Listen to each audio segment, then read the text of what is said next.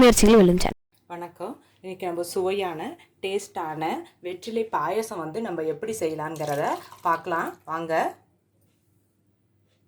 அதுக்கு தேவையான பொருட்கள் நம்ம பார்க்கலாம். வெற்றிலை ஒரு 10 வெற்றிலை நீங்கள் எடுத்துக்கோங்க. பாதாம் பிசின் ஒரு 5 எடுத்துக்கோங்க. இந்த பாதாம் பிசினை நான் ஏற்கனவே ஒரு அரை மணி நேரம் தண்ணி ஊற்றி ஊற வச்சு எடுத்து வச்சுருக்கேன். அப்போ ஊற வச்சு எடுக்கிறப்ப நமக்கு இந்த மாதிரி இருக்கும். இதுக்கு வெத்தலை நீங்கள் 10 எடுத்தீங்கன்னா ஒரு 1/4 லிட்ரு பால் நல்லா காய்ச்சி ஆறின பால். அந்த ஆறினதுக்கப்புறம் நீங்கள் ஃப்ரிட்ஜில் வச்சு எடுங்க. அப்போ தான் இந்த பாயசத்துக்கு நல்லாயிருக்கும். பாதாம் பருப்பு ஒரு 15 பருப்பு எடுத்து இது மாதிரி தண்ணி சுடுதண்ணியில் ஊற வச்சுருக்கேன் ஒரு அரை மணி நேரம். அதே மாதிரி முந்திரி பருப்பும் ஒரு அரை மணி நேரம் தண்ணி சுடுதண்ணி ஊற்றி ஊற வச்சுருக்கேன். ஏலக்காய் ஒரு அரை ஸ்பூன் எடுத்திருக்கேன். இது சர்க்கரை ஒரு 200 கிராம் எடுத்திருக்கேன். இப்போ வெற்றிலை பாயசம் எப்படி செய்யலாங்கிறத பார்க்கலாம் வாங்க.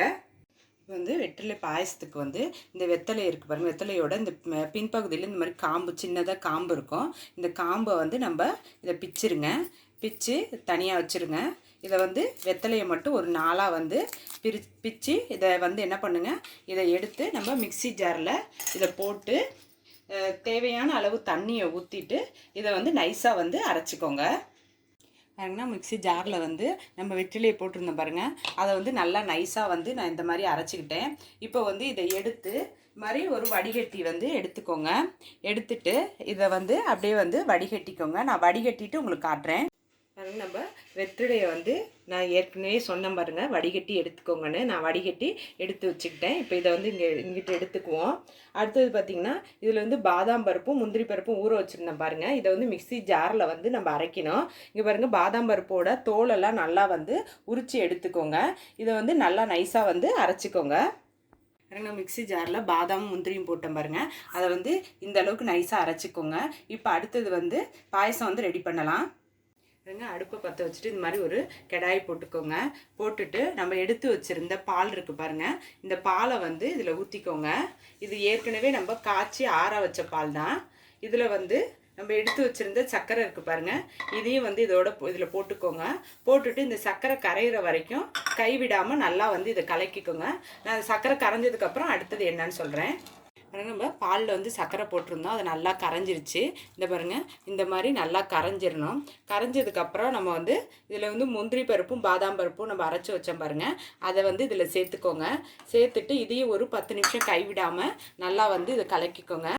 நம்ம பாதாம் பருப்பு முந்திரி பருப்பு எல்லாம் போட்டு ஒரு 10 நிமிஷம் நான் கைவிடாமல் நல்லா கிளறி விட்டுட்டேன். இப்போ அரைச்சி வச்சுருந்த இந்த வெத்தலை இருக்குது பாருங்கள். அதை இதில் ஊற்றிக்கோங்க. ஊற்றிட்டு இதையும் நல்லா ஒரு 5 நிமிஷம் மிக்ஸ் பண்ணிக்கோங்க. நான் மிக்ஸ் பண்ணிட்டு காட்டுறேன் பாருங்கள். நம்ம வெத்தலை சாறை ஊற்றி ஒரு கைவிடாமல் ஒரு 5 நிமிஷம் நல்லா கிளறி விட்டுட்டேன்.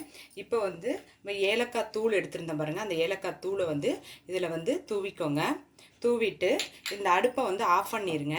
ஆஃப் பண்ணிவிட்டு இதை மிக்ஸ் பண்ணி விட்டுட்டு நமக்கு பாதாம் பிசின் நம்ம ஊற வச்சுருந்தோம் பாருங்கள்.